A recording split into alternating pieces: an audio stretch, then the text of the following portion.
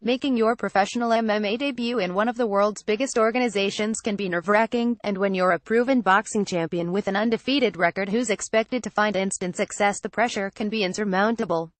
But at June's Bellator 180, Brooklyn-bred boxer Heather Hardy overcame that pressure to earn a top victory over Alice Smith-Yodger in her pro debut, and entering her second bout at this Friday's Bellator 185 against Christina Williams. Expectations surrounding the striker's MMA career have reached an all-time high. During her 5-year run in the ring, Hardy has dominated as a super bantamweight and featherweight boxer who's won 3 separate titles in 21 bouts without losing a single pro fight. Numbers like that are undeniable proof of MMA potential, and despite struggling to find her rhythm initially against Yodger, it didn't take long for Hardy to prove that she's capable of turning that potential into a promising MMA career. But Hardy will have to do more than win fights to fulfill her superstar potential. Luckily, she's no stranger to the bright lights of the fight game, and her passion for MMA was immediately evident at the Bellator 180 post-fight press conference. "I think I just fell in love," said Hardy. "I just worked so hard, and now I can say I did it too. A lot of people said I couldn't do it or I wouldn't do it. And I did." When added to power and athleticism, passion and charisma can be a dangerous combination in this business.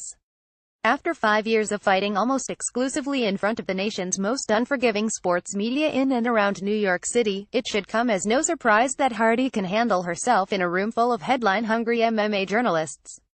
But unlike the UFC's Holly Holm, who successfully transitioned from an impressive pro boxing career to life as an octagon superstar, Hardy plans to continue her boxing career while fighting her way through Bellator's women's flyweight division. "I'll never leave boxing," said Hardy. "There are girls I still want to fight in boxing. It's not something I plan on walking away from.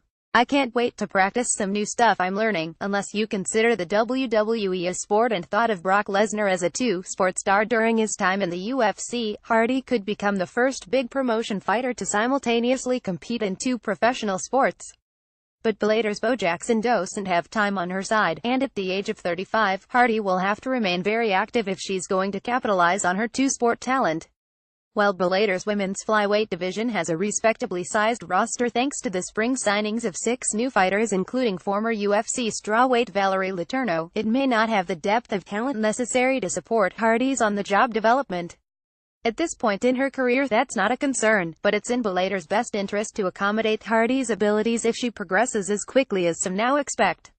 Over the past 2 years, Bellator has attempted to improve its roster by signing a variety of former UFC fighters including Benson Henderson, Rory MacDonald, Roy Nelson and Gegard Mousasi. But Henderson has failed to impress in 4 appearances. MacDonald is unhappy with his amount of inactivity, and the promotion doesn't have a heavyweight title for former UFC contenders like Nelson, Frank Mir and Matt Mitrione to pursue. So at this point, Hardy's ascension to star status would do wonders for Scott Coker and company.